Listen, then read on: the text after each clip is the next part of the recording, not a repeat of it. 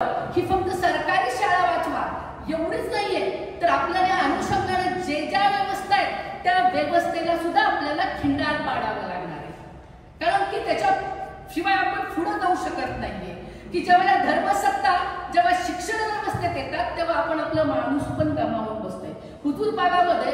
हुजूरपागा शाळा आहे पुण्याची, तिथं मोहम्मद पैगंबरांची जयंती साजरी केली म्हणून एवढा आकार काढला गेला. जेव्हा हा देश धर्मनिरपेक्ष आहे आणि जेव्हा शिक्षणच आमचं धर्मनिरपेक्ष आहे का, तर ते नाही राहिलेलं.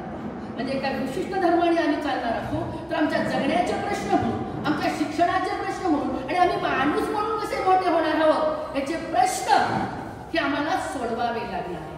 म्हणजे जेव्हा आमच्या देशाचे पंतप्रधान भाषण करताना MD आणि MBBS डॉक्टरच्या समोर भाषण करत असतं आणि ते असं म्हणतायत की प्लास्टिक सर्जरी, गणपती आहे त्यांची प्लास्टिक सर्जरी आमची प्राचीन पासून होती. गणपती जो आम्ही आता बसवणार आहे परवा दिवशी, किंवा 100 कौरव जन्माला आले, कुणापुढे बोलतायत ते जे डॉक्टर MBBS आणि MS वगैरे त्यांच्या पुढे बोलतायत. 100 कौरव जे जन्माला आले ते टेस्ट ट्यूब बेबी त्याच्यामधून ते जन्माला आले. मला सांगा हा देश मी उदाहरण का देतेय?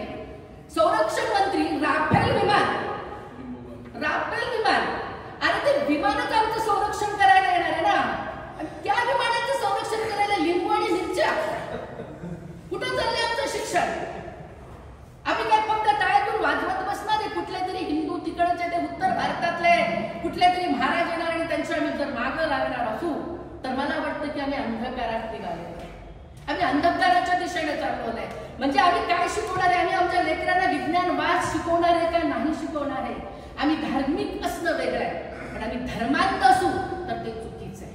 आम्ही देव मानणारे असू द्या, पण आम्ही देव भोळे नसायला पाहिजे. हे शिक्षण आमच्या लेकरांना आम्हाला द्यावं लागेल. कारण की पुणे विद्यापीठ, ज्या विद्यापीठाचं नाव सावित्रीबाई फुले विद्यापीठ ठेवलेलं आहे, इथल्या धर्मव्यवस्थेला, इथल्या समाज व्यवस्थेला, इथल्या पुरुषसत्ताक व्यवस्थेला जबरदस्त खिंडार सावित्रीबाई फुलेंनी पाडलेलं आहे. आणि त्यांचं नाव, सावित्रीबाई फुलेंचं नाव या विद्यापीठाला आहे.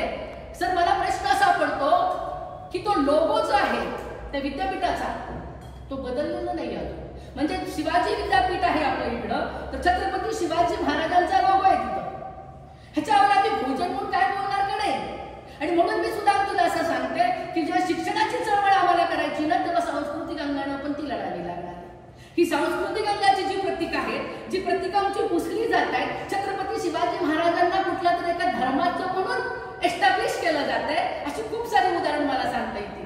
पण असं जर होणार असेल किंवा NCERTच्या अभ्यासक्रम जे आशय जिथं असतो त्या आशयामध्येच मोडतोड केली जाते, चुकीचे इतिहास सांगितले जातात. म्हणजे डार्विनचा सिद्धांत काढून टाकला. उद्याच्याला हे ज्योतिषशास्त्र म्हणजे मोदीजींच्या मंत्रिमंडळामध्ये काम करणारे एक मंत्री म्हणाले, मानव संसाधन मंत्री, की ज्योतिषशास्त्र हे आधुनिक विज्ञानापेक्षा श्रेष्ठ आहे. उद्या आमची लेकरं पण हे शिकणार आहेत.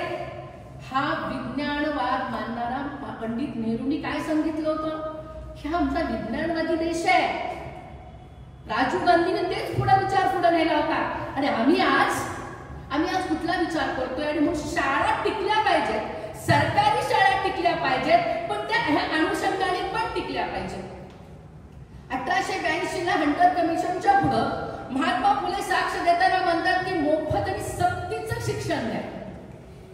1906 ला सयाजीराव गायकवाड महाराज त्यांच्या संस्थानामध्ये मोफत आणि सक्तीचं शिक्षण देतात. आणि 1917 ला ज्या कोल्हापूरमधून तुम्ही सगळे आलेले आहात ते राजश्री शाहू महाराज मोफत आणि सक्तीचं शिक्षणाचा कायदा करतात.